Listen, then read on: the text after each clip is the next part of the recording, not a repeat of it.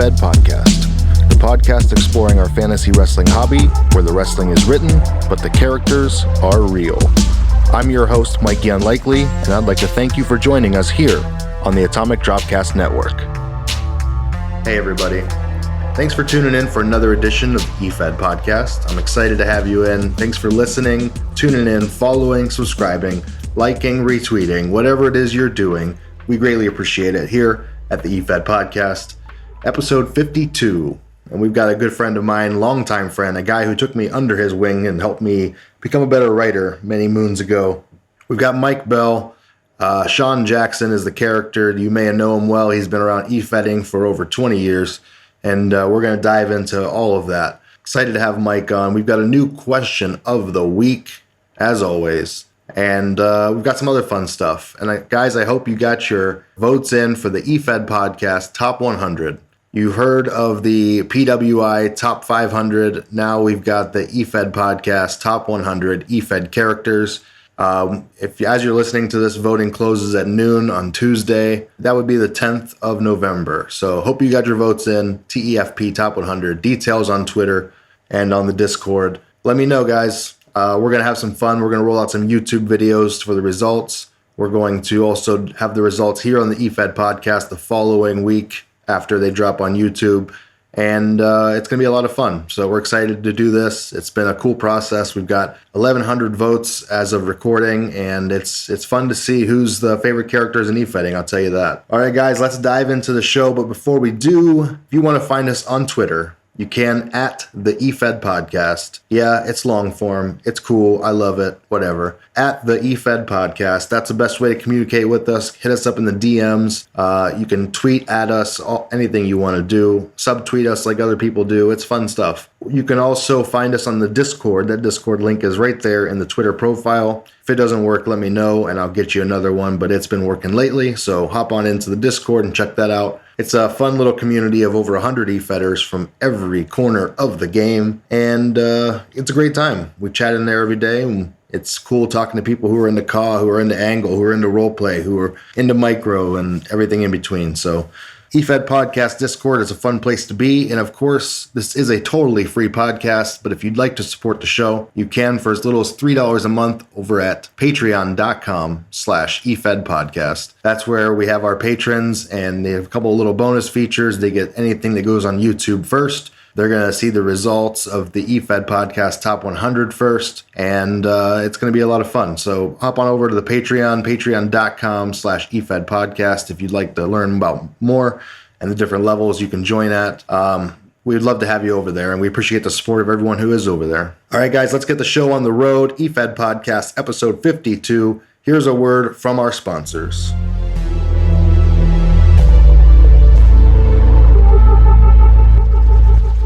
Occupy Pro Wrestling, putting the smart back into smart mark since 2012 as we grapple with design and media services for wrestlers, promotions, and podcasters. We strive to enjoy pro wrestling in our community and podcast, centered around interviews with wrestlers and fans alike. If you like what you see and hear, check out the central hub for everything we're doing and the latest from our site partners over at occupyprowrestling.com. All right, guys, the Efed podcast is very happy to announce its brand new partnership over on Facebook with the Social Media Wrestling Association. The Social Media Wrestling Association, along with its 16,000 member strong influence page known as Generational Wrestling Society, has proven to be the true revolutionary Efed company of Facebook. The SWA welcomes written, video, and audio promos for its talent, as well as results provided in live 2K audio commentary and written results. The SWA is more than just an Efed. With GWS, all areas of the wrestling community are covered. From belt collectors, wrestling news, trivia, and podcasts, and Efeds. Check them out on Facebook at Social Media Wrestling Association and Generational Wrestling Society. You can give a search for both. Once you join both, you'll be glad to become associated with the society. And we're going to be posting our show on Facebook exclusively on the SWA and GWS sites. And we're very happy to have announced this partnership with the SWA, and you can hear about it here every week. So guys, go check them out. Social Media Wrestling Association on Facebook. Defiance, an angle fed boasting 8 years of continuous fantasy wrestling. Defiance offers opportunities for original characters, micros, a standalone website utilizing Backstage 3 script, and a forum hosted on the long-running fwrestling.com, as well as a roster full of some of the most experienced writers in the game. Come see for yourself at defiancewrestling.com. That's defiancewrestling.com. Hey guys, are you digging this podcast? Well, we really appreciate it. I'd also appreciate it if you check out my other podcast. The Atomic Dropcast is a look back at the wrestling of yesteryear through adult eyes. We watch the wrestling that we watched as kids, as adults, with a couple of beers in our hands. It's a great time. Check it out over at atomicdropcast.com. You can also find us on iTunes, Stitcher, Google Play, Spotify, or wherever you listen to your podcasts.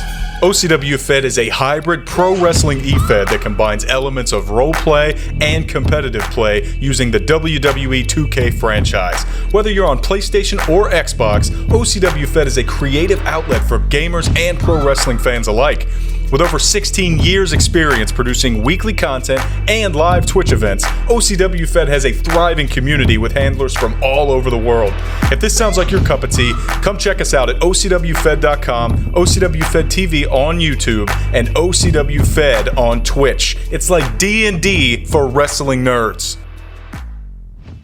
Hey everybody, it's Mikey. No, we're not back to the show just yet. First, I want to tell you about my Patreon. Now, I know what you're thinking. Oh no, am I going to have to pay for the podcast? No. The answer is emphatically no. The show has been and forever will be free. No, Brunk, you will not have to pay for the podcast. However, we have been asked by a handful of people how they can help support the show.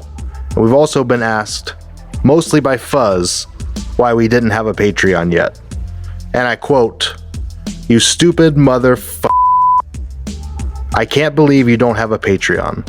I will hurt you if you don't take my money now." End quote. That was Fuzz. He's a scary dude. So with that in mind, you can find us at patreon.com/EFED podcast. Contributions start as low as $3 a month. Thank you very much for your consideration. Please get Fuzz off our backs. The EFED question of the week is brought to you by the EWC. The Extreme Wrestling Corporation is the game's longest-running roleplay EFED, having been established in 1997. With over 100 active roleplayers across 4 unique brands, the EWC offers opt-in booking on all of its bi-weekly shows. It's home to Stranglemania and the 4-day wrestling festival known as WrestleFest. The EWC is built on its welcoming community with zero bias and no drama. All styles are welcome. Come check out the EWC today at EWC4life.com. That's EWC, the number 4, life.com. And this week's EFED podcast question of the week. What are your thoughts on being asked to roleplay or angle for a non-match? Maybe it's a contest, a contract signing, or a holiday event. Who knows? What are your thoughts on role-playing or angling for a non-match on the card? Up first on Twitter, we got @MadMikeOCW. I just dig writing, so I'd be down to clown. Sometimes it can really get your creative juices flowing, like when an artist requests random themes or subjects to draw from fans. @ChrisBrockEWC. It's necessary. People need to work to sell the match if they want that big fight feel. @OnlyStarDEF. Overall push, which is decided on long-term participation, is just as important, if not more than, winning matches. Role-playing for angles can be a fun change of pace that really helps you out in the long run. I have to agree with the consensus on this one so far, guys. I'm a big fan of going along with angles in roleplay feds, so I think it's a good way to do it. @WhammyBar, I've done it many times. As long as it advances the current storyline I'm in, I'm cool with it. @Akira Razor, I'll use the Akira Razor and Malcolm Shabazz feud in CWF Universal. It's been going on for over 2 years now, and it hasn't gotten stale at all. In fact, it has been a blessing in disguise for fantasy wrestling.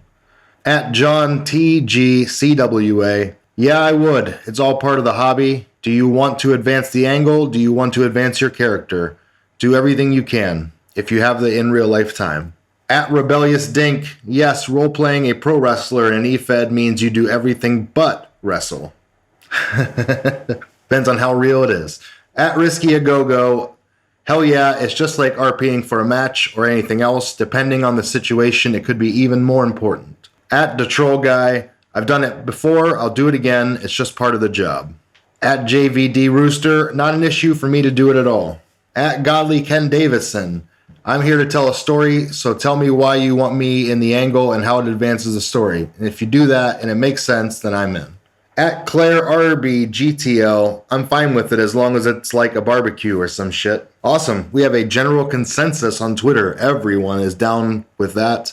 And sounds like it's a fun thing to do. And I know when I first started playing this game, it wasn't done very often. And these days you see it quite often on cards. So it's cool to see. Let's see what we got on the Discord side of things. Over on the Discord side of things, we got hashtag Vote Ravage. Whatever furthers a storyline, not everything needs to be about the rivalry between two people. At the True OG Shill Impact, why? What's the point? We've already written the skit. Why would we RP for who goes over in said skit? The angle should be getting both over and making watchers excited for the match. It's not about one character standing tall. It's about kicking off a hot angle with as hot of a start as you can. Whirlwind Head Booker. At Capacity, why not? If you can't just have some fun with the character, are you even having fun? At Roland, any character development is fun. That's what the hobby is really about, in my opinion.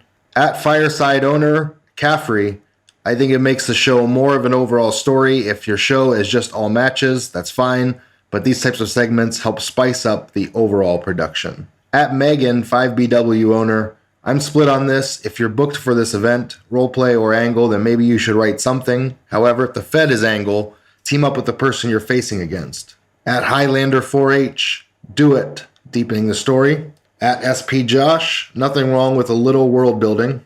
And Josh the Jersey Boy, I love furthering a storyline. There you have it, guys. Vast majority of you are in for the roleplay or angled event, and others, not so much. So that's okay. Everyone likes to play the game their own way. Thanks for answering this week's question of the week. Of course, you can do it every week on Twitter Machine. The question of the week is pinned to the top of the profile. You can also find it in the Discord on the hashtag Efed question of the week channel.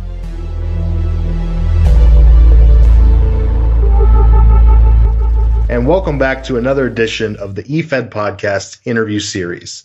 Today, I'm joined by an old friend of mine from back in 2014, I think we met. And we were running in the UTA at the time. He's been everywhere since before then and after. It's Mike. He was the handler of Sean Jackson. Mike, welcome to the show. Thanks for joining us, buddy. How you doing? Thanks, Mike. I'm doing great. It's a huge honor. It's been a long time. I don't know. The honor is mine, sir. You were a guy. I was telling my wife before we started interviewing that you were a guy who kind of took me under your wing when I got into the UTA, and I appreciate it very much. And I'm looking forward to the interview. So am I. Good deal. Well, Mike, let's start at the beginning. How did you become a fan of professional wrestling? Well, way back in the day, I was about 10 years old, maybe a little bit younger, maybe a little bit older. My grandfather always had season tickets for the Municipal Auditorium in Shreveport, Louisiana. He was a huge Mid-South wrestling fan. Awesome. And one day when he felt I was old enough, he took me over there for my first house show. And I've been a fan ever since. So the first time you watched wrestling was live? Yes. That's amazing. It was at the Municipal let me start over.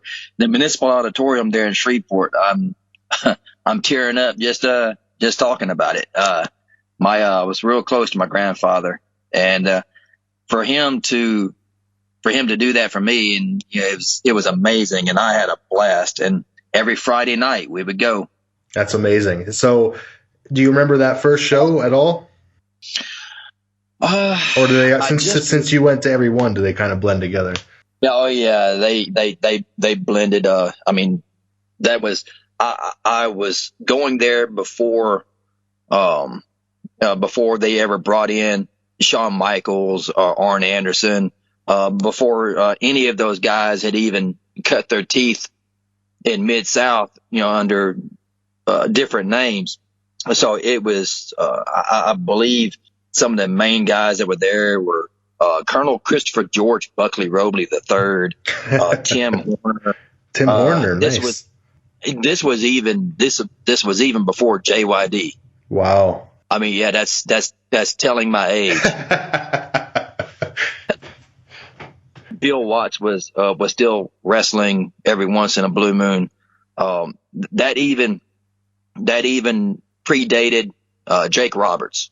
Wow. Because his father Grizzly Smith was one of the promoters there.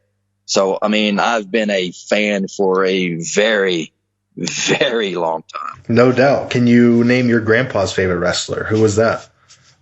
Wow.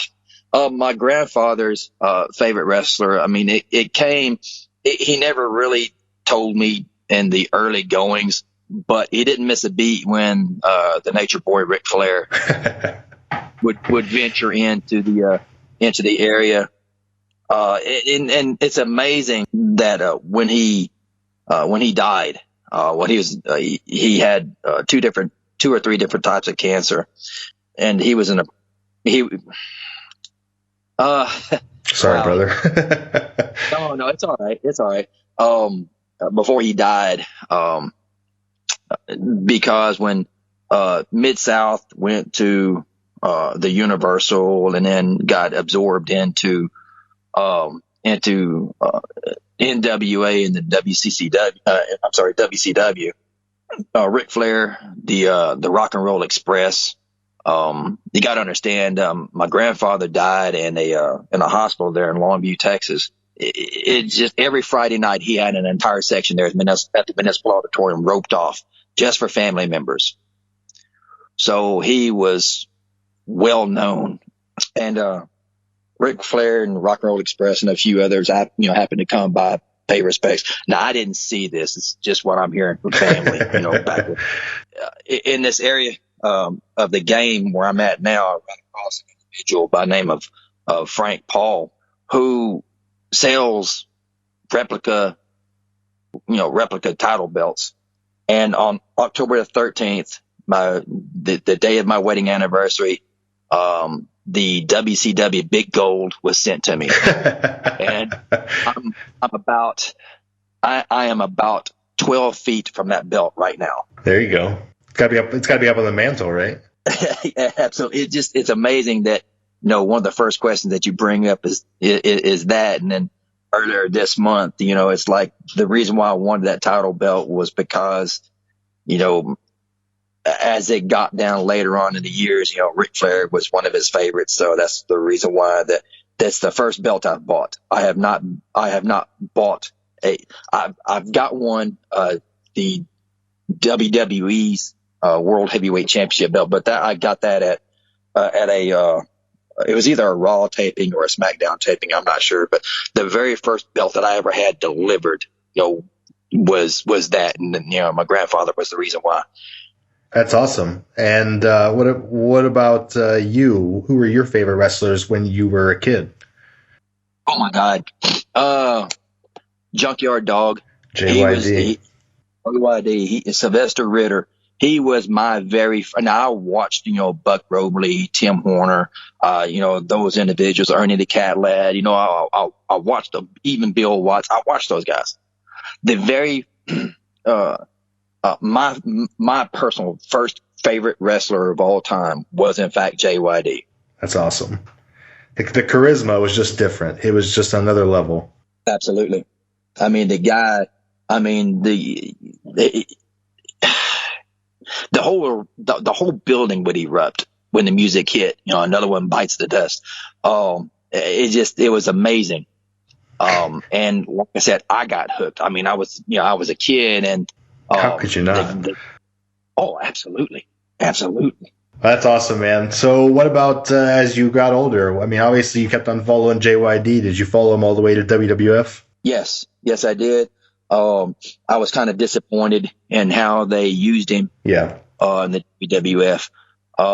And they, it wasn't the same. And so, I mean, don't take this, and I hope everybody in the community doesn't take this the wrong way, but that was one of the main reasons why that I never really followed the WWF or the WWE like I should. Sure. Because of what they, I mean, as far as I'm concerned, the very first black world champion should have been JYD, but it just never happened, and I never forgave him for that.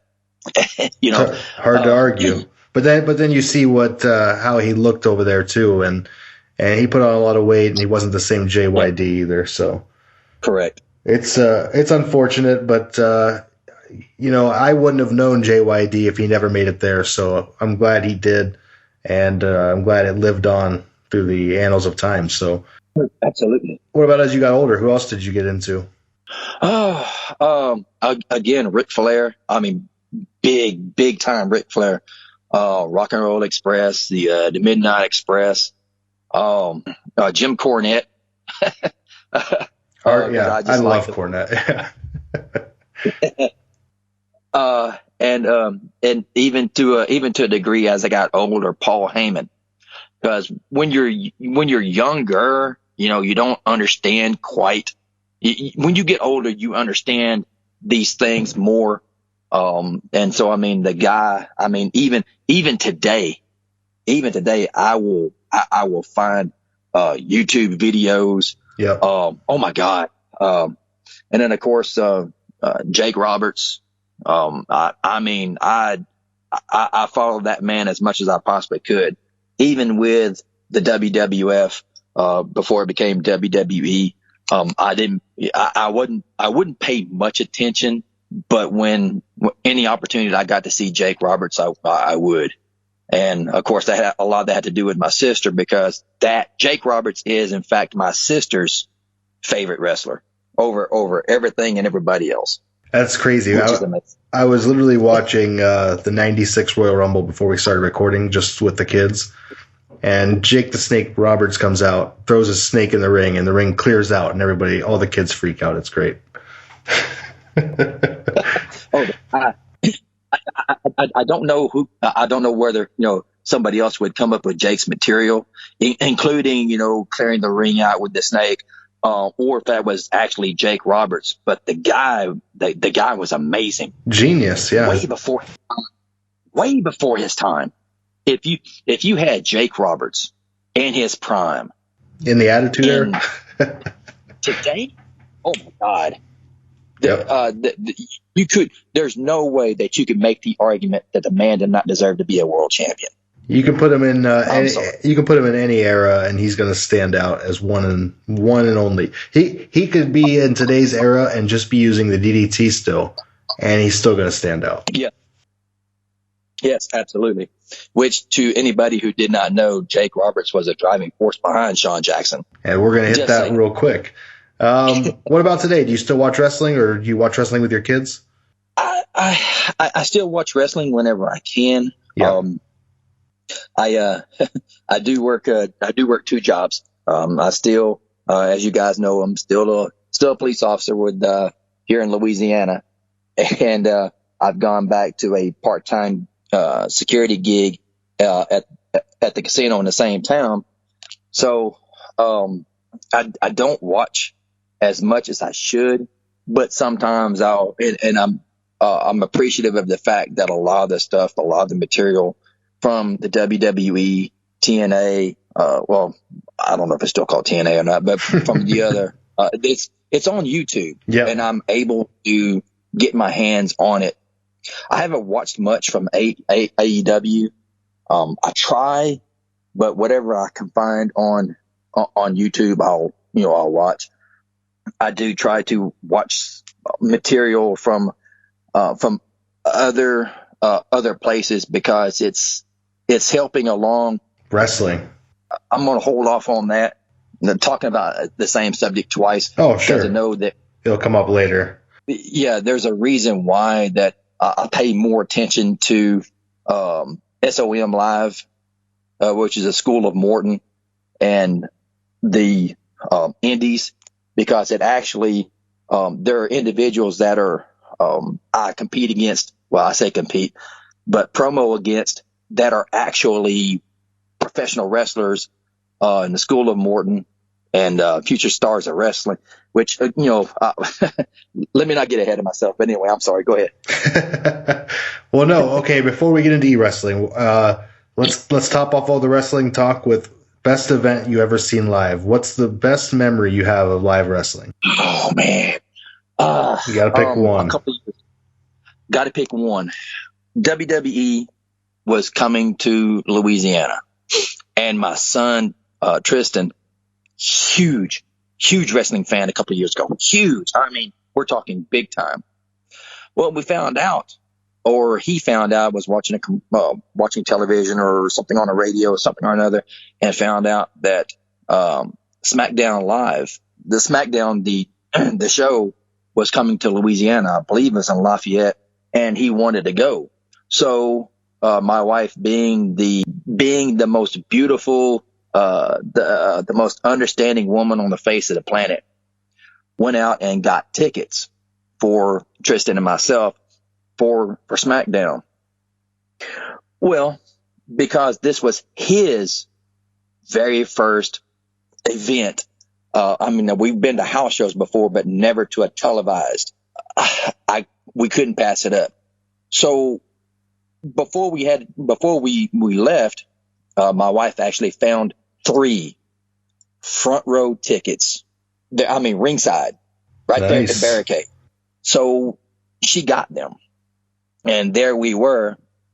And my son, it's the January or the February event.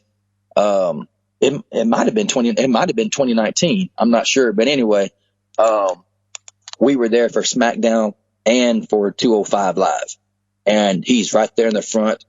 He can see himself on television because we recorded it. So he can see himself on television. He can see himself on the on internet, YouTube, all that. So it's great. So that right there is my favorite because that's the one he enjoyed the most. That's great. It's hard to beat memories with your kids. Oh, absolutely. Well, and like I said, it wouldn't have been possible had my wife not found it. So, so kudos to her. If you need something, she can find it. Nice. Well, how did you find the weird, wacky world of e-fedding? Oh, God. Here we go. It was around June of '98. Okay. And you always, I'm pretty sure everybody was doing the exact same thing, trying to find rumor sites and things to try to get the inside track on what was going on, because in WCW, that was, it was jumping big time. Well, also I was looking for, I would always find these rumored sites and stuff like that, predictions of what was going to happen. Well, I happened upon a particular site, and it ended up being the Efed. It was a small, insignificant, I can't even really think of the name of it. When I clicked on it, I was like, wow, I didn't even know this existed. So in June of 1998, that's when I got started. And the very first character that I ever created was an individual named Bobby Blood, and the rest is history. Bobby Blood, I love it. And was this this is a role play fed? Yes. So it was definitely a role play fed, but it was not. It was nothing like what it is now. No. Of course not.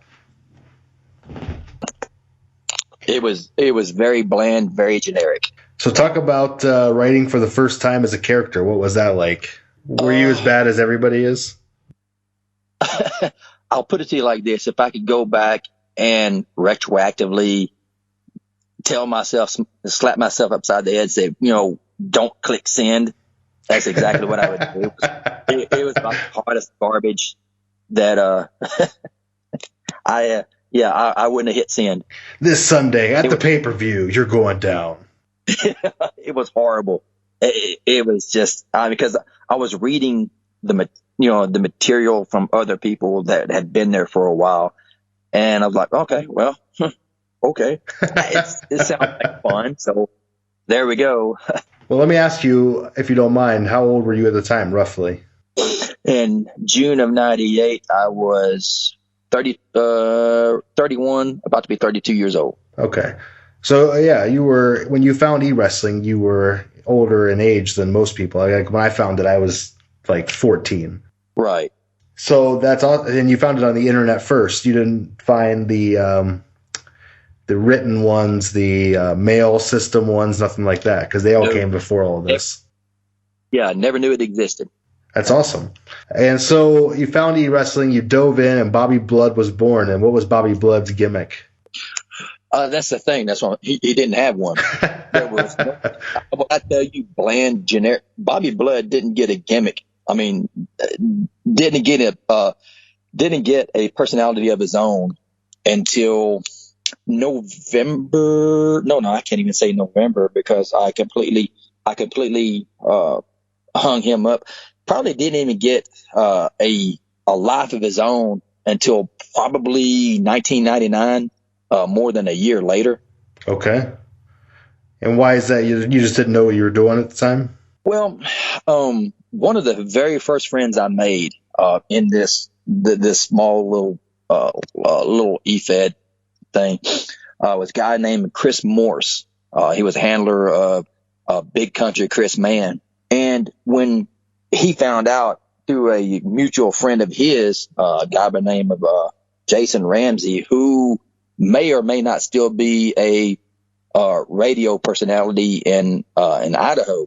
Nice. Found through Jason, found the NEWA, which was an Efed that I've seen plenty of evidence to support what I'm about to say, that they were actually endorsed by the National Wrestling Alliance.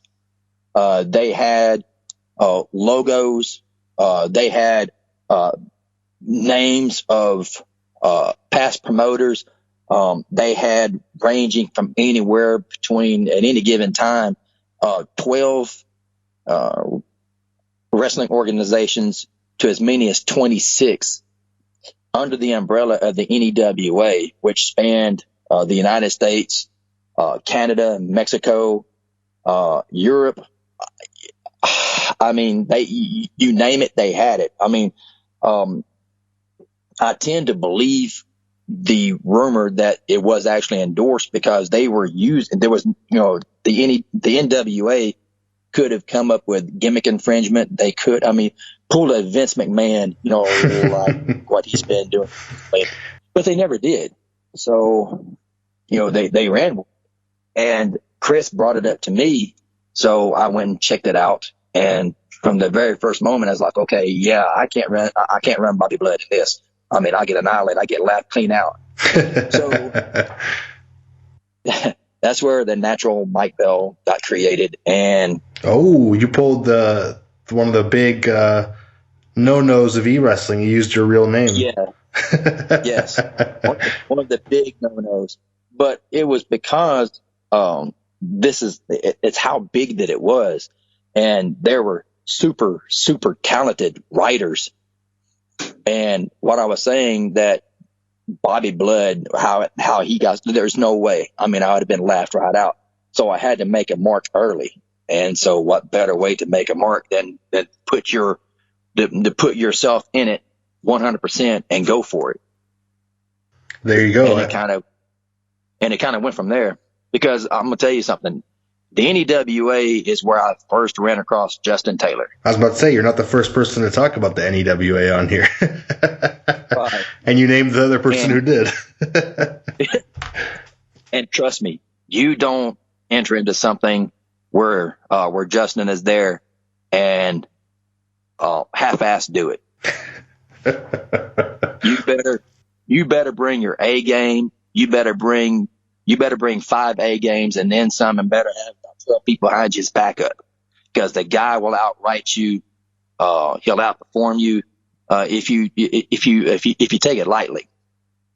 And through him is where I learned how to better my game. Justin's a great handler. He's a great writer, and we've talked about him quite a bit on the show, and he's been on the show as well. So shout out to Justin. So, Mike, you found NEWA, you created a character that's more an extension of yourself, And did you find success with that character? Oh, absolutely. Regional titles, the NEWA World Heavyweight Champion a couple of times.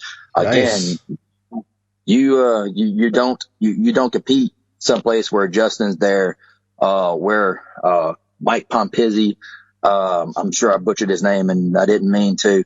There were a lot of excellent writers there, and you had no choice but to get better. You either sink or swim.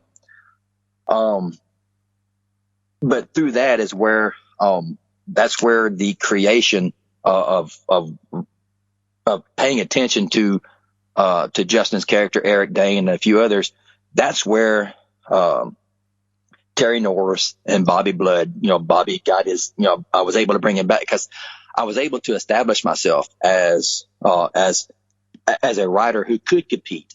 So therefore I could relax a little bit and bring in extra characters because believe me, for the longest time I was running the natural Mike Bell, Terry Norris, Bobby Blood, Sean Jackson, Pamela Duke Jackson, Tyler Perkis, Marshall Owens, oh my God, the evil Jezbeth Vanessa. That's just off the top of my head. You're a better man than me, Mike. I have a tough time with 2 characters. Well, but I learned a very valuable lesson. Don't write 15 characters at once. Do not write 15 characters at once. Stick to one. And that's the reason why that I, when approached about, hey, we've got this here, we've got that there. How about coming in? I learned my lesson that not only do I not write so many characters anymore, but I'm also not competing in the PNW, Pacific Northwest Wrestling, the Northwest territory of NEW, WCCW, CWF, IWA. I'm not in. You don't need to be in every category. Yeah. Thank you. Because out of the 26 feds that made up the NEWA umbrella, I was probably in 5 or 6 of them. So yeah, I learned a very, very valuable lesson that today, one character, one place, and that's it. And what's the hardest part about doing all that? Is it meeting deadlines? Is it writing different characters? What's the hardest part is trying not to regurgitate the same things. Yeah. Trying not to copy and paste because you start losing where you are, and all of a sudden things start blending in, and all of a sudden now you start repeating yourself. Yeah. And repeating yourself. And repeating yourself. Change names here. Yeah. Yeah. And, we're all guilty of it. We've all done it. Very, very fortunately, I can honestly say, and, me, myself personally, I have never done that. However, you can look at the material and be able to look at it and say, yeah, that sucked. You should never hit send. Trying not to, you basically water down the product.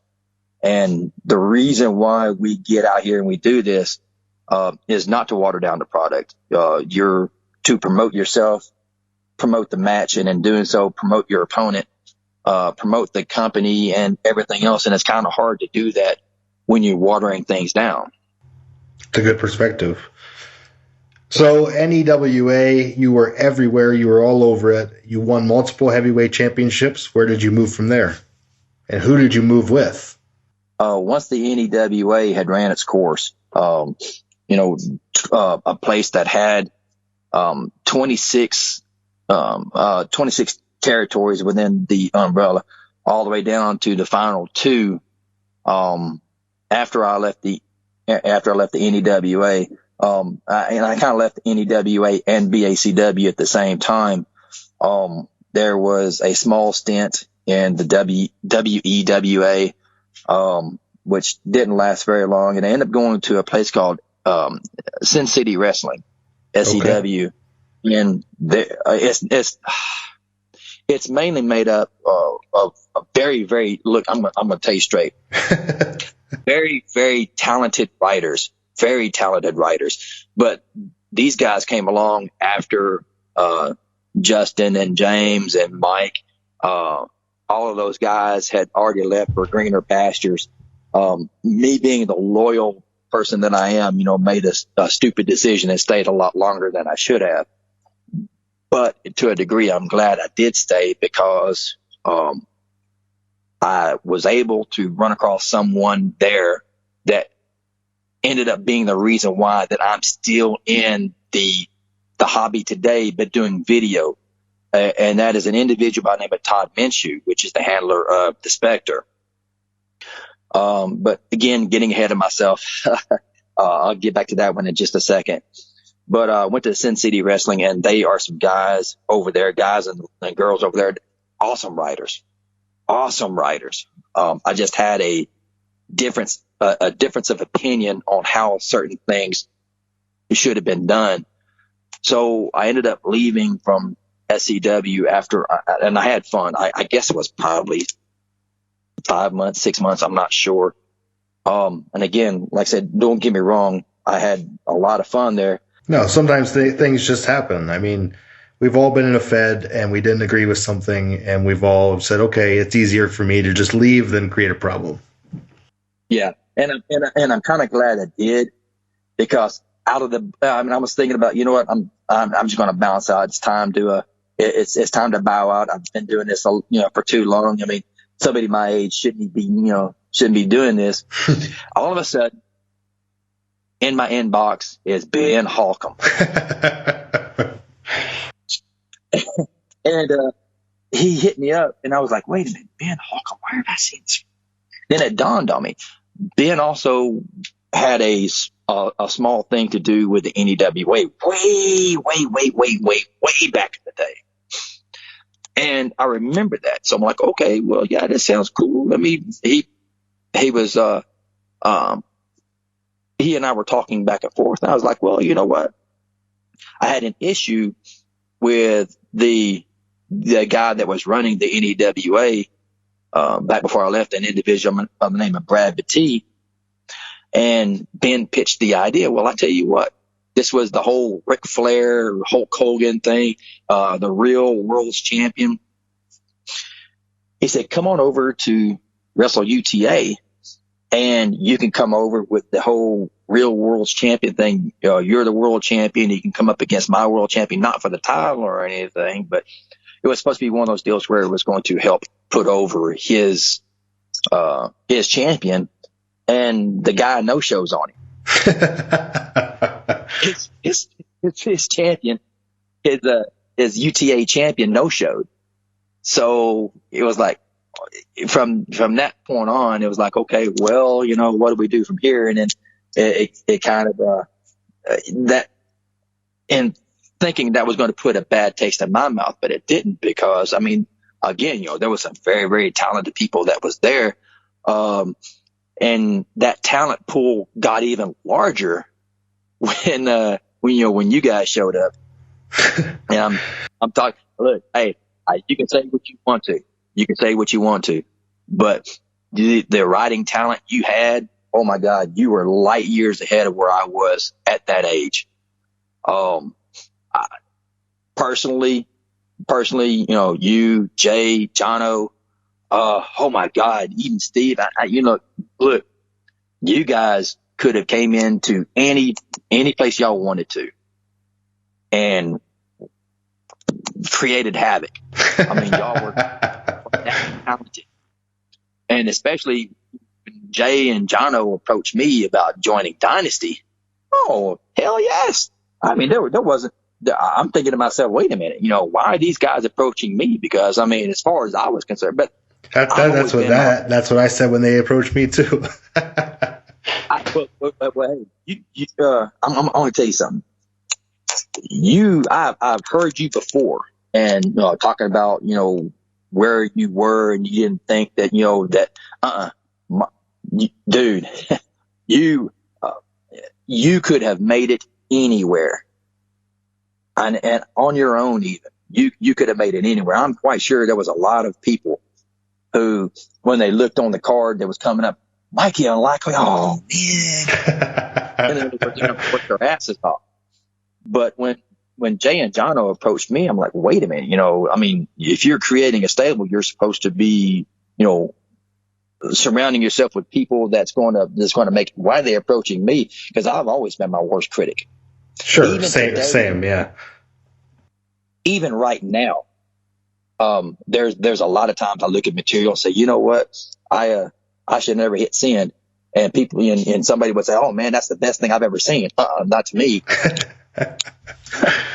You and I must not be looking at the same stuff. It's natural to think that what you're doing is mediocre at best, and then because you see other people doing great things to you, and you're just trying to come up with something that can match that. But other people look at it and they see something that they like because everybody's different and everybody's tastes are different. It's great. Yeah, but me, I mean, I see material from individuals, and I'm going to tell you, look, and I'll be honest, where I'm at right now, I am glad that I don't have to write a 3,000, 4,000, 5,000 word role play, 2 or 3 times a week against Mikey Unlikely or LaFleur or Madman Zelensky or The Spectre or Perfection, CBR, Catherine Velmont Thomas. I'm thankful that all I have to do is maybe 2-3 times a week jump in front of a camera and cut a 3-minute promo and then video, and that's it. I'm good. Well, hey, I appreciate the compliments. I look at you the same way that you're talking about me. I think that your stuff was great. I think that you were way, way ahead of me. And when you were heavyweight champion, I know Stevie, myself, and Will, we were all looking up to you. So you set a good example for us in Dynasty, and you helped us come together as a group and write really well. So we appreciate it. The honor was all mine. And we became great friends in the process, and we shook hands like men. Yes. Yes. Manly men. Manly men. We had so much fun in the UTA. Dynasty was a great run. You had many world title runs over there, and basically hung out till the end. Yes. Hung out till the end. It's amazing. And I wished UTA would have continued, but I think if UTA would have continued, I probably would have. UTA ended in 2016. Yeah. I probably would have been out the door, done forever, in 2017. As much fun as I was having, because 2017 was 2018 was around the time that my granddaughter was born. She's 3 now. And honestly, I can't see myself, devoting all of that time. Yeah. So I really, really think that if UTA would have continued, you'd still be done. I would have been done. Well, good. Before this episode's over, I'm going to talk you back into getting back into something. Yeah, we don't do nothing crazy like that anymore. But nonetheless, we had a great run in UTA. You were a UTA legend and I believe a Hall of Famer before it was over. I'm not sure. I'm not sure if I was ever brought into the Hall of Fame or not. Well, you should have been. That remains to be seen. Mm-hmm. Well, good. And since UTA folded, you said you kind of got out of writing e-wrestling. What happened during that? I mean, you had your grandchildren. Congratulations on that. Thank you. And where did you move on from there? Like, how long was your break, and then what happened? I was when UTA folded, I was out. I don't know for how long, and Todd hit me up, and he said, "Hey, I found this wonderful place." He was pitching the idea to me that it is in fact the next evolution of this hobby. When he got started, it was mailed by, done by mail. Then it got into the internet, and now he found this place, Promo Wrestling Alliance, that's still ran by an individual that I still consider a friend, Dylan Mays. it's all video. I mean, individuals getting out there and are cutting videos, and you name the setting, they're cutting promos in front of the camera. These guys are remarkable what they do with green screens. They can take a small 10-second video of your living room and cut a 3-minute promo or a 2.5-minute promo in your living room. And I've seen guys that are in the it started off in the PWA, but now in iWrestling. And these guys, they cut promos better than most wrestlers that I've seen, because they have actual professional wrestlers that are involved. Rocky Thurber, he is the actual owner of Future Stars of Wrestling there in Las Vegas. He is a regular promo person within IW. Jason Sanders, who handles Ethan Carnage, actual professional wrestler. Chad Bartlett, an actual professional wrestler with the School of Morton. I can go on and on and on. One of the first persons that I got into a feud with, Justin Klein, is actually the general manager of SOM Live. There are actual professional wrestlers that are doing this. Matter of fact, back a couple of years ago, and leading up to their main pay-per-view gosh dog it, I've WrestleCade. I'm sorry, it slipped my mind for a second. Jake the Snake Roberts, D'Lo Brown, Disco Inferno, this guy, the mouth of the South, Jimmy Hart. They were cutting promos.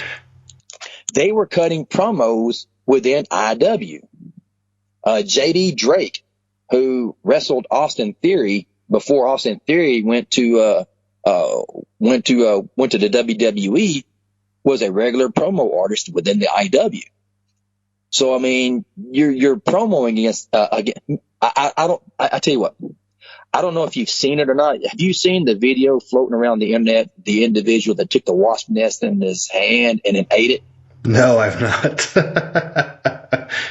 There is a video floating around the internet, YouTube, whatever. His name is Thomas Austin. He grabbed a hornet's nest, a wasp's nest, with his hand and cutting a promo against an individual and stuck it in his mouth and started eating the wasp nest with the wasps. That is to let you know. I mean, I would never do that. No, I hope not, buddy. I'm gonna have to call somebody if you're doing that.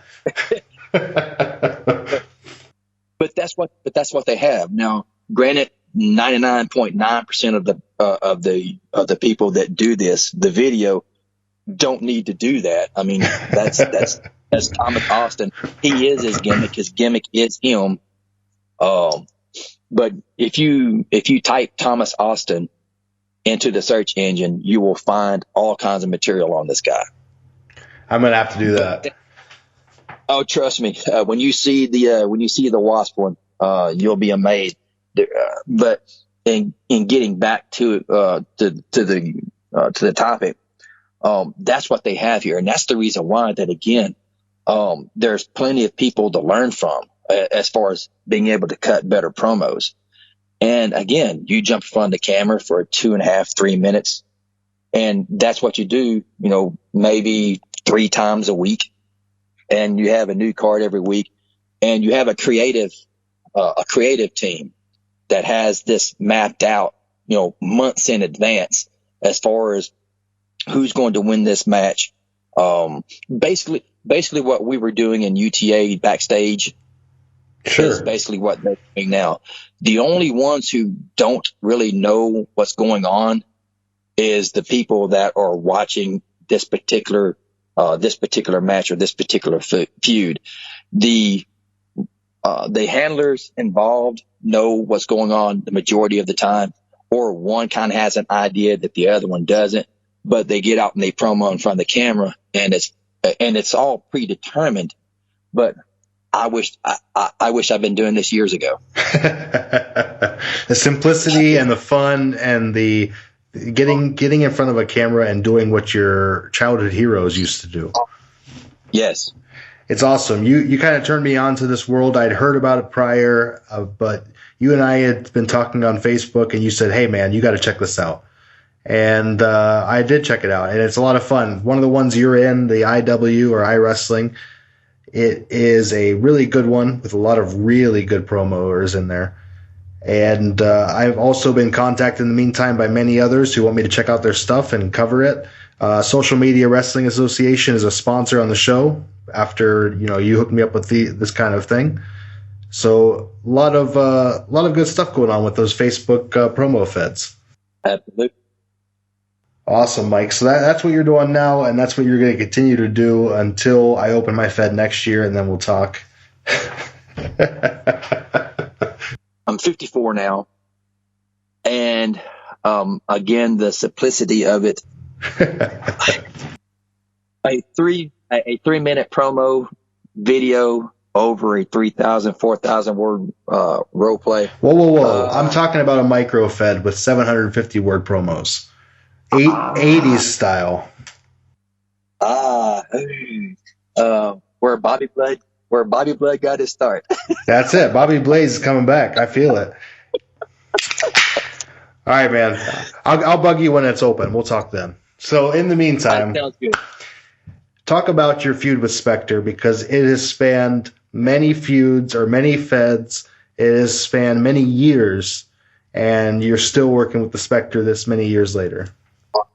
Yes. It started a little bit before 2014, even though 2014 is when it really got started. Through the NEWA, BACW, and Wrestle UTA, once he got me into the Promo Wrestling Alliance, we became partners, sort of. It wasn't until David Jones hit us up and said, "Look, I want you guys into IW.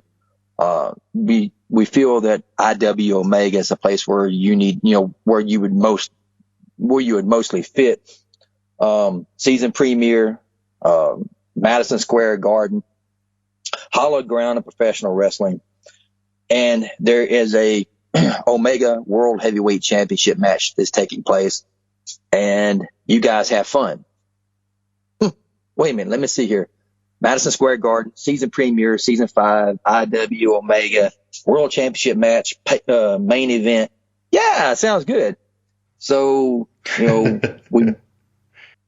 we come in as Jagged Subversion, the Spectre and Sean Jackson. This was like right after WrestleCage, and the amazing thing is, they gave us pretty much carte blanche to burn somebody. We ended up burning an individual by the name of Hot Rod Allen, which, I tell you what, if there's a guy out there that would have fit into Dynasty on the written version, but in a promo version, that's Hot Rod Allen. I mean, guy was amazing. He went with the storyline, even though he was blindsided with it. I could understand Spectre, but Sean Jackson, who the hell is this guy? And he sold it. He sold it and that's one of the main reasons why that I'm pretty much where I am right now in Omega. And, Todd is, the handler of Spectre has helped me out tremendously, to the point to where I'm actually in a huge storyline right now where it's involving a guy by the name of Killian Gavin. And I know I'm stretching off a little bit, but here's, I mentioned a lot of people, but Matt Minnick, who is the handler of Killian Gavin, is an individual that, with all the names that I quoted off, the people I handled in the NEWA, this guy does the exact same thing on a green screen in front of a camera, to where one is actually a German guy. He's got 5 or 6 different characters. and he can flip the switch on each and every one of them. This just shows just how we consider Justin Taylor a very, very talented writer, correct? Absolutely. Very, very talented. I mean, there's not too many people that could argue a point against it, correct? Sure. All right. Matt Minnick, the handler of Killian Gavin, is the Justin Taylor of the promo world, using 5 or 6 different characters, and he can flip the switch at a moment's notice on each and every one of them, and you can tell the difference if your eyes were closed. Damn. I imagine that's a hard switch to, I mean, not a switch to flip, but I imagine it's hard to do promo fed for a character. It's going to be very hard to do multiple characters. Yes, but there was an actual promo that he cut in which he used every character that he had in front of a green screen, straight, no pause. And if you had your eyes closed, you couldn't have you wouldn't have been able to tell the difference. But this Todd and I are in Omega right now. He's just coming back from an injury, but because of that, we're in this big huge storyline. And Jesus, I got off talking about Killian Gavin. I forgot the question. I'm sorry. Old age hit me again. No, you're good. I was just asking you to talk about Todd and your long feud over multiple feds. Yeah, and that's one of the main reasons why that we've been operating as Jagged Subversion, a tag team for the last in IW it goes seasons. So we're in our we went all of season 5, all of season 6, and now we're into the second half of season 7. And still, as we were the Omega Tag Team Champions for a good bit of season 5. But creative, kept us as a tag team, but was starting to angle towards singles runs. And Todd has had his as the Extreme Champion, and supposedly at some point down the road, because Sean Jackson is the holder of the Omega Money in the Bank briefcase, at some point, possibly at WrestleCade, not sure exactly, there's going to be a cash in on Killian Gavin, and it's up to creative as to what happens. Well, we're looking forward to your crowning as champion.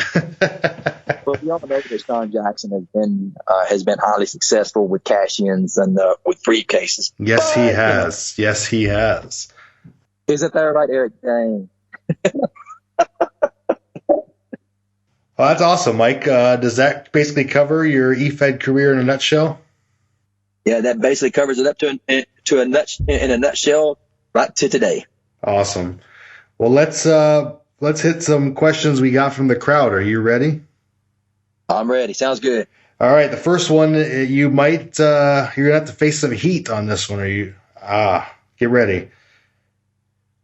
We're gonna be interviewing Mike Bell, the handler behind the mental rapist, Sean Jackson. Oh, hey. So Covenant asks, I'd like to ask what made you think that the nickname is remotely acceptable in any capacity? I was looking for something different that hasn't been used. And yes, I did take a lot of heat in several different places over that. And I believe that it really got started in UTA that I needed to drop it. And matter of fact, I actually in IW actually did drop it because it probably was we know how we'll get him to do. We'll just turn Sean Jackson face. So basically, they turned me face, and I went from the mental rapist to the Lone Star, the Lone Star of Texas. So basically, it was a thing that it's with everything else. Things evolve, things change, and as it became more of an issue with the way the society is, then you had to change it, and you did. Agreed. Yes. So smart play by you. Yeah, no, it was. It's one of those things. In the time, I guess it was viewed okay, but when you're looking back on it, it was kind of a play off the cerebral assassin. Triple H is like, well, because everybody wants to. Heck, even the natural Mike Bell was ripped off of. Dustin Rhodes had used natural, and it just wanted to try to do something different. And really, it was kind of a play off of that, trying to be a little bit different. But yeah, I mean, after a while, it might not be such a good idea. Very good. I think you answered appropriately. Grandor is up next. This is your old buddy Chris the Boss Ross. There we go. Mike, how many donuts? He's going to go with the cop joke first. How many donuts have you murdered in your life? Every one of them. Too many to count. I love it. Number 2, back in the UTA, we were on a bit of a crash course for David Hightower and Sean Jackson. How do you see that playing out in your head? I love that David Hightower character. I loved it. Me too. I wished it could have continued. It did. Actually, I got to handle David Hightower in another iterance later on. So David Hightower lives to this day. Excellent. I would never.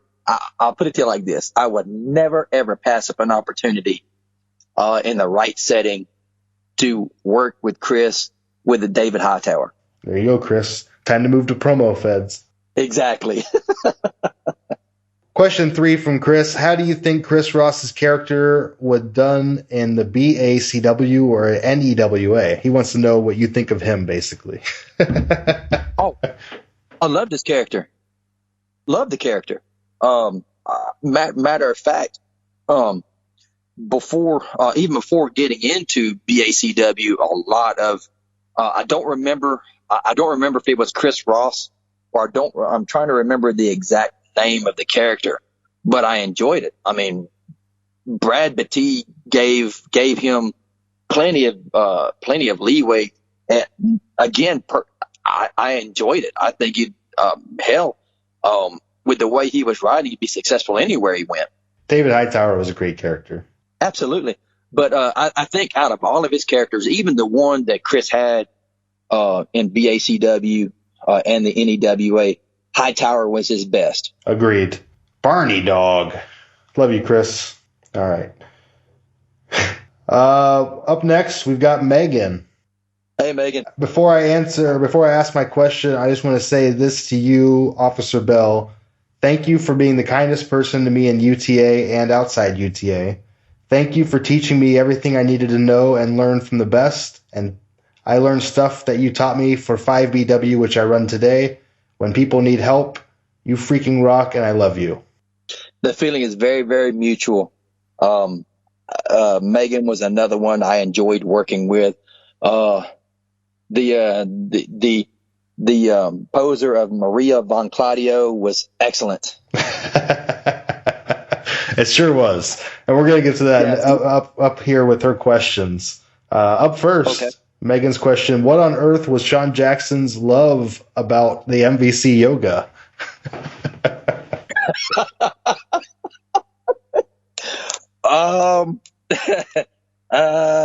Wow.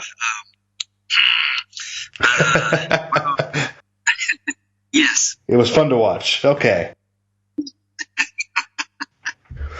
When KVT was defeated by Marie Van Claudio, did you want me in Dynasty? The MVC in Dynasty, absolutely. Character would have fit. No, but I tell you what, as much as I was my worst critic with Sean Jackson, that kept me grounded and was able to, get me to advance to where I ended up being. Megan's, being her own worst critic was one of the things that held her back. Megan could have been, and I'm sorry, Megan, you could have been light years better, if you would quit doubting yourself so much. And I mean, just go for it. There are talented people. There was talented people around you. To pick the brain of one person and look, and I didn't mind the fact, Mikey, I didn't mind the fact that, that she would pick my brain on things. But there were so many talented people there that she could have. Sean Jackson was I think if I'd have been running with Mike Bell in UTA, it probably would have helped her character along to the point where she would have felt more confident, more comfortable with what she was doing. But it was kind of hard at that point to separate from a character that I hadn't used in years. There were so many people that, talented. And again, Justin for one, you for another, Jay, Jono. I mean, very, very, I think if Faith would have hung around a little bit longer, female to female, Faith could have done a life years worth of good for Megan to get her more confident in what she was. Because I mean, the talent level was there. It's just it seemed that she was unsure of a lot of things. I think if that would have happened, there's no telling the ceiling. There would have been no ceiling for her. And Megan, I hope that answered your question. But yes, absolutely. Because I think if you would have came into Dynasty, there was a lot of talented people that I consider better than I was that could have actually helped you out. And Faith, if she would have hung around for a little bit, definitely could have helped you. And definitely probably should have helped. Good answer. In depth. I like it. Her last question for you, though. Do you feel it coming in the air tonight? Always.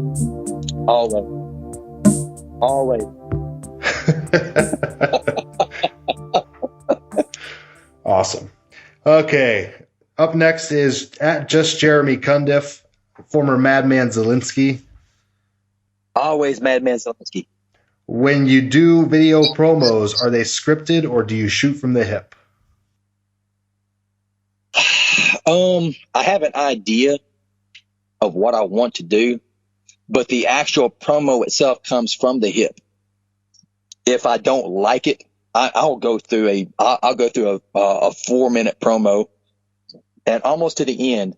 And if I don't like it, I'll scrub it. The same as if I'm 15 seconds in and I don't like it, I'll shut it off and I'll start again. I have an idea of what I want to do, or what I want to say, and I'll try to stick to that. But yeah, mainly, strictly, it's from the hip. But the bullet points are all in my head. Yeah, it's got to be tough. So maybe someday when I venture away from this, I'll try that. So we'll see. Mikey, I tell you what, I have seen what you do on paper, and I've heard your podcast, dude. Listen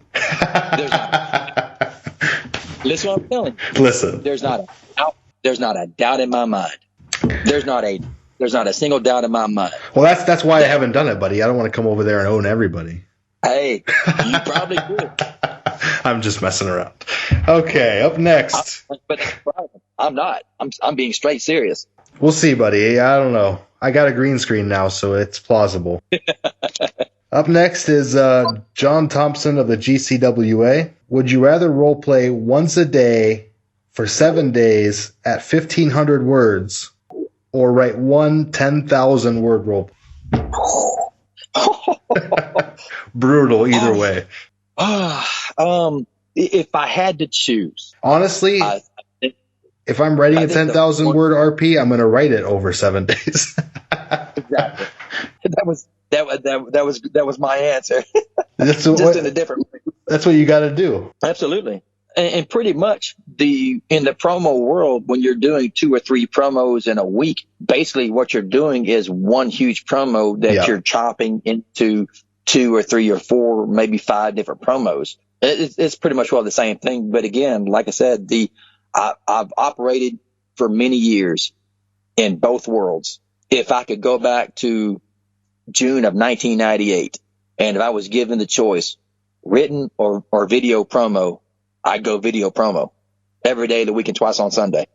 That's awesome. It's cool that you found your favorite thing now. Like even after doing e-wrestling for 20 years, you found a new, cooler way to do it for yourself. Yes, but I would have never found it had it not been for the written Efed. And so I've got to thank everybody, whether they know me directly or don't. They're all directly responsible for where I am today, and I thank each and every one of them. It's awesome. Up next is Ron Hall at Highlander 4-H. What's up, Ron? Thank you, Mike, for what you do for a living. You have my utmost respect, first of all. Thank you. Number one, your greatest accomplishment in the hobby. My greatest accomplishment is the one that means the most to me. And I mean no disrespect towards anybody else in every other place I've ever been. The greatest moment in my Efed deal is winning my last UTA World Championship. Nice. Why is that? It was everybody was there, maybe minus a couple. It was the moment where it was Eric Dane and Will Haynes, and it was the moment that Justin, without even realizing it, had pushed me to the two best written promos that I've ever done in my life. And through that, in a moment where nobody saw it coming, nobody saw it coming in the night, that I came in and cashed in and won the Wrestle UTA World Heavyweight Championship. It couldn't. The way Justin and I first met, I was the NEWA champion in 1999 when Justin brought in Eric Dane into the NEWA, and we had our very first match ever for the World Championship. And it was fitting that where it all began with he and I in the written world is where it ended in the written world as far as your last title reign. Yes, my last title reign. But of course, I then went to Defiance, and we had the Real World Champion version part 2, in which Eric Dane was able to beat Sean Jackson and combine the titles. But out of everything that I've done, that's the one. Great answer. And I don't know if you're aware, but today Mikey Unlikely is the Fist of Defiance, so that's good news. Yes. Yes. Something you still want to do in the hobby. Is there anything left, Mike? Oh gosh. Actually, yes. As amazing as it sounds, I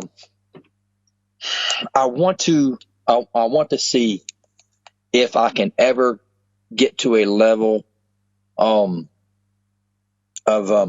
whether or not I become the IW Omega World Champion or not is it would be great if I did. It'd be okay if I didn't. I had one match with Rocky Thurber, the owner of Future Stars of Wrestling. He was the IW World Heavyweight Champion, and this was last year, season 6, in which I gave it everything that I had. And even though it's all predetermined, I knew going in that I wasn't going to win, but that wasn't the point. It was the fact that I got to promo against Rocky T. And for all those who don't know, if you go to IW and you go to IW Alpha and you type in Rocky T or Rocky Thurber, you'll get to see some of the promos that this guy cuts. And he's worked again, like I said, with D'Lo Brown, Disco Inferno, Jake Roberts. I mean, the guy's worked with the who's who professional wrestling. I'd love to be able to do that one more time. And if it's in the cards that he has the IW World Heavyweight Championship and I get an opportunity to face him again, this time as a face, we'll see what happens. But that's what I'm looking for. Just something like that before, within the next 2-3 years, I can finally say, you know what? I think now I can walk away, or I get to face Mike Unlikely in the front. We'll see what we can make happen. All right. I'm not against it. I'll be honest. I watch those videos and I'm intrigued. So we'll see what happens. Again, I think a lot of the guys that was in UTA and Defiance would work very well there. I just got to talk Stevie into being a tag team and doing something different. Hey, the Hollywood Brubs, absolutely. Hey, I'm telling you, we have a guy from Australia, we have a guy from New Zealand. Actually, we've got two from New Zealand. So I mean, look, it's doable. I can see you guys doing it. I would love to. So I got to talk to. We'll get the conch and we'll get Dynasty back together and see what happens. That'll work.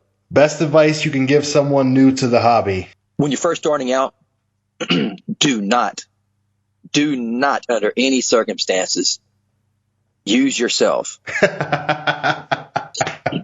Find a character, find something that you that of a topic that you know well, that you can blend into perfectly, and try to make it as less like WWE, AEW, TNA, as try to stay away from that and research.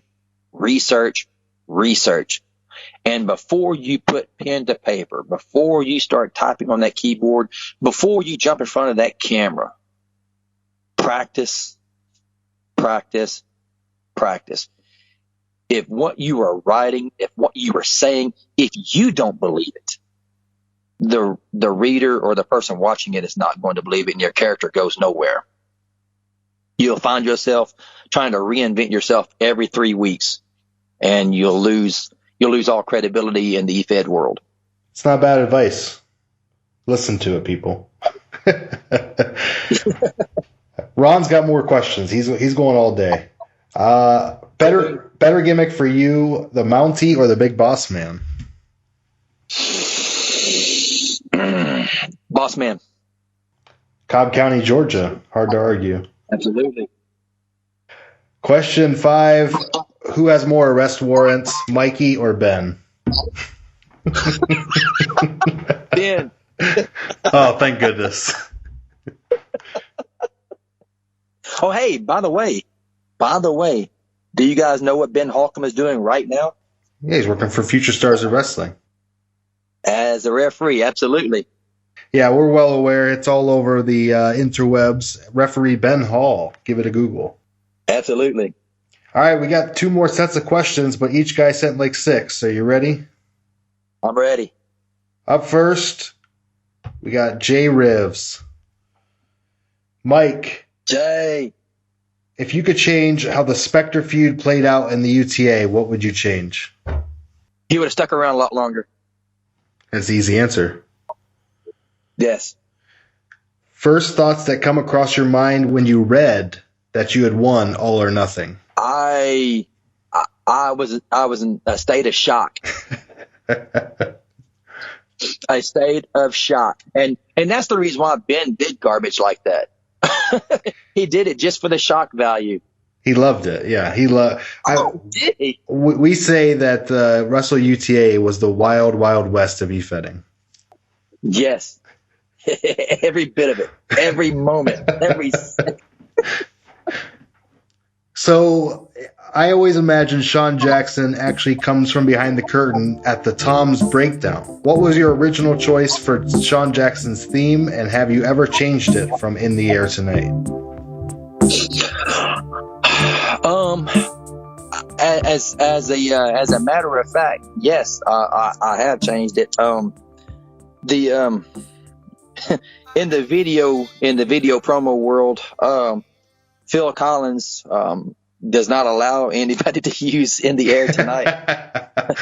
Efed Podcast learned this with other songs as well.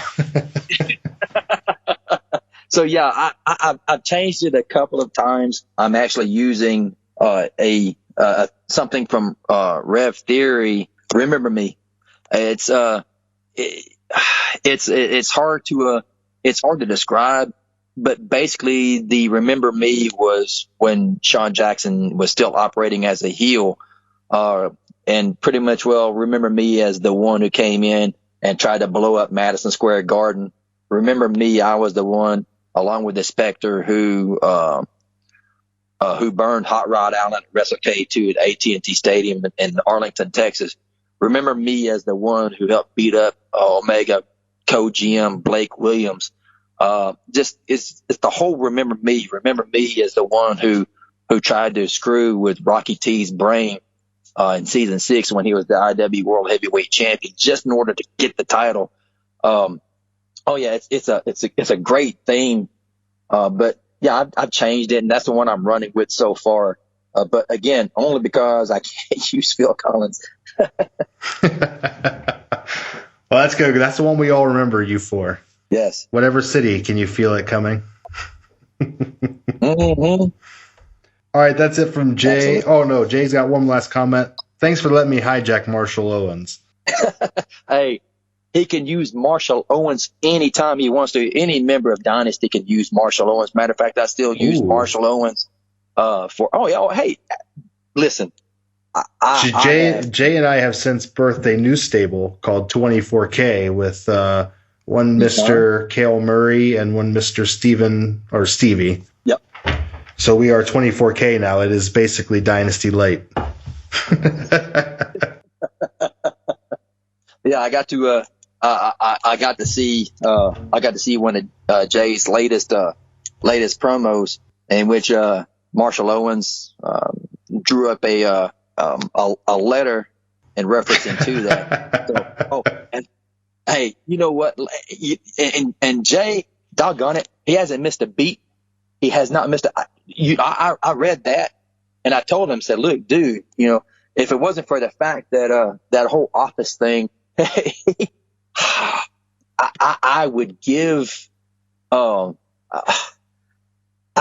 anything to see you guys in the promo world to Dynasty NIW. Oh my God. Are you the Sean Jackson character? Yes. Then let's bring back your friends. Yeah. Yes. We'll talk after the show, Mike. Oh, okay.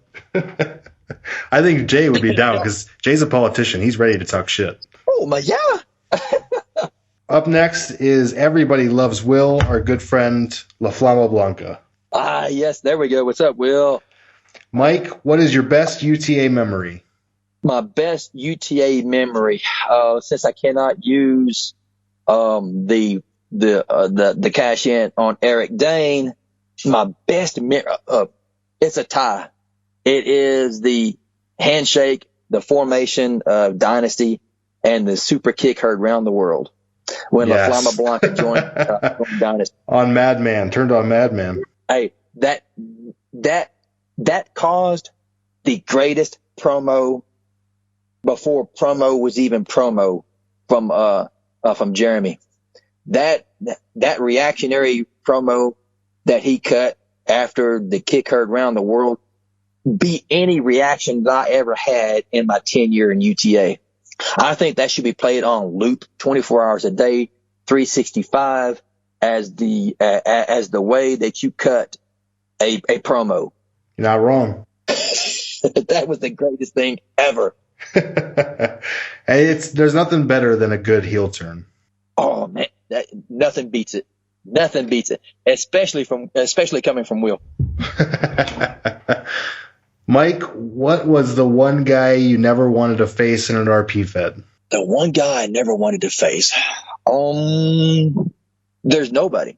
I tell you what.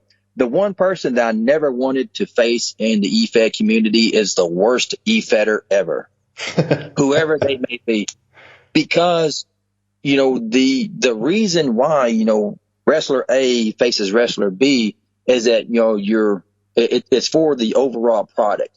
You're putting over yourself, you're putting over your opponent, you're putting over the match, you're putting over the company. And the idea is for two really great people to raise each other up. And when you have an individual who is lazy, who doesn't put in the work, who isn't really interested in playing the game the way it's supposed to be played, that's the one person I do not want to face.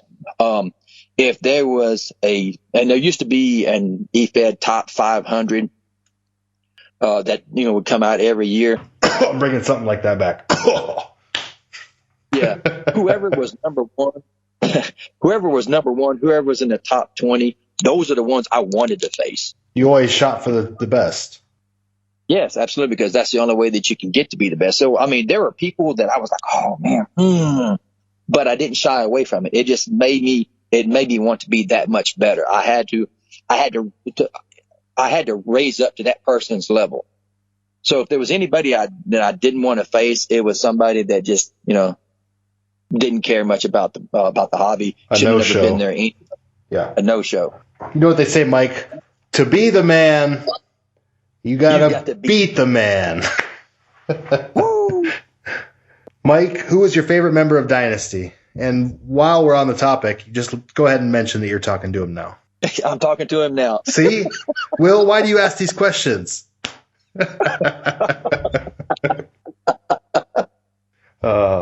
I'll let you answer honestly. My favorite member of Dynasty. Favorite member of Dynasty. Okay. And here we go. Okay. Everybody, this is coming straight from the heart. No BS, no nothing. My favorite member of Dynasty is and was and forever will be Mikey Unlikely. No, I mean that. And I mean that. The reason being is because of what I stated way, way earlier when we first got started. And for anybody who didn't catch it, go back to the beginning and you'll understand the exact reason why I said it. I appreciate you, buddy. And it's not because you're hosting the podcast, and it's not because I've already cashed the $500 check. That was Ron Hall's next question. No, that's good. I appreciate you, and you're one of my favorite members of Dynasty too. It's hard to pick one. I tell you that. That's for sure. What a group of Agreed. Men and KVT. But yes, mainly men and KVT. Mike, would you go back and change anything about your lengthy Efed career? Yes, I would have. If I could go back and change anything, I would have stopped a long time ago. Oh yeah. Absolutely. If I could go back and I could change it, that's exactly what I would do. I would have stopped. But I mean, because I stopped in 05. I stopped again in 08. I stopped again in 2010. Stopped again in 2016 between UTA and the promo world. I've stopped so many times because you get burned out, but you always come back in, and you lose so much time to the hobby. To some individuals, look, Justin Taylor, he can sit down and he can crank out a 3,000, 4,000 word role play and be done in probably 15, 20 minutes. In order to get to that level and to be how I felt competitive, because again, much like I would do in the video promo world, I was the same way in the written. I don't like how that looks, so you scrap it and start all over again. Something would take Justin 15, 20 minutes to do. I mean, there I am 2-3 hours later. My door. I'm sitting in Kandahar, Afghanistan, cutting promos. Why am I sitting on my bunk in Kandahar, Afghanistan, after 9/11, cutting promos? My daughter, I'm boarding the plane to fly to Afghanistan, and we went to Taco Bell. My daughter kept a steak quesadilla wrap for 4 years. And I'm over there cutting promos, written. My daughter said, "Hey, look, since you like to type so much, why don't you type your life story?" I never finished. I started and I never finished it.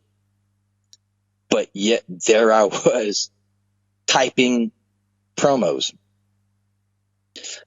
And I love professional wrestling. I've been loving professional wrestling since I was, again, 9, 10 years old.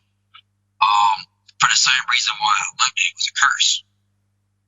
If there was anything that I could have done way back in the day, I would have stopped years ago, or in June or May or June of 1998. I would have never clicked on that site. Just being honest. Damn, Mike. But again, because nothing good ever comes easy. But to some people it does. And I'm always thankful for those individuals that it does come easy to them. But again, to others it is a curse. But since I can't retroactively go back and prevent myself from clicking on that page, since I can't retroactively go back and say, okay, well, at this point in 2005, or at this point in 2010 or 16, I'm just not gonna do it anymore. I did, and very, very fortunately, it didn't cost family, it didn't cost kids. I've got a granddaughter out of this situation, out of this deal, so it's been fun. It's been great, and I did go along with it, but that was just since the question was asked. But on the same token, I do not regret a single thing. I do not regret a single place that I've gone, because again, I've made great friends, and even though I don't stay in contact a lot, I wish that I did. But working 2 jobs, I've got a wife, 2 children that I love. I can't call them children anymore. My daughter's 27, my son's 22. My granddaughter's 3 years old. I've made tremendous friends. Mikey, all of y'all. I mean, I consider I have a special spot in my heart for each and every one. And we do too. We do you too, buddy. Even though, we all still talk as much as we can. We all have real lives. We all have real wives. We all have real jobs. So it is what it is. Agreed. Mike, do you feel like you picked it up against certain writers or handlers in situations in a writing sense? Oh, absolutely. You had to. In order to make the product better, you couldn't slack off. Now, there were certain people that that you could relax a little bit on. So you did. You do that in Wrestle UTA, or you do that in Defiance, or you do that in Sin City Wrestling, and get your butt handed to you every day, the week, twice on Sunday. Not a good idea. Yeah, you're not wrong there. And sometimes even when you take one of those breaks, you can get surprised. Yes, absolutely. I think you did that. Good deal. Last question from Will, and it's more of a statement. Mike, I miss you. I appreciate the time we got to work together. Yes, this is a statement, not a question. I'm all ears. No, that was it. Oh. I love Will. I love him. Will misses you. I love him to death. Love you, Will. Love you, Will. Just like old UTA radio. Absolutely. Well, Mike. I miss that radio. Me too. This is the new UTA radio. Absolutely. Except this time you're not catching me in my police car. People stopping me. Hey, what you doing patrolling the neighborhood? Well, very good, Mike. That's what I got for you today. Thanks so much for taking the time and doing the interview with us. We really appreciate it. Hey, anything for you, Mikey. Anything. Love you, buddy. Take care. Love you too, brother.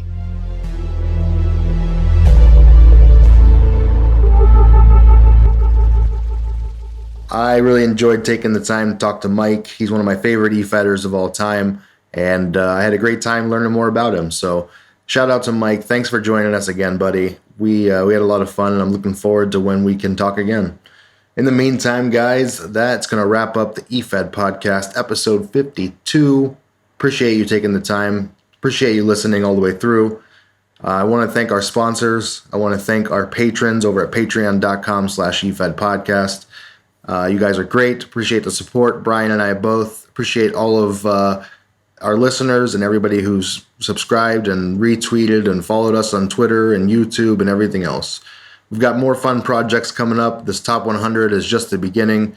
Guys, keep your eyes out on the YouTube especially. Just search the Efed podcast on YouTube and you'll find our channel. Really appreciate you taking the time to check that out as well. All right, for Brian, I'm Mikey. This is the Efed podcast where the wrestling is written, but the characters are real.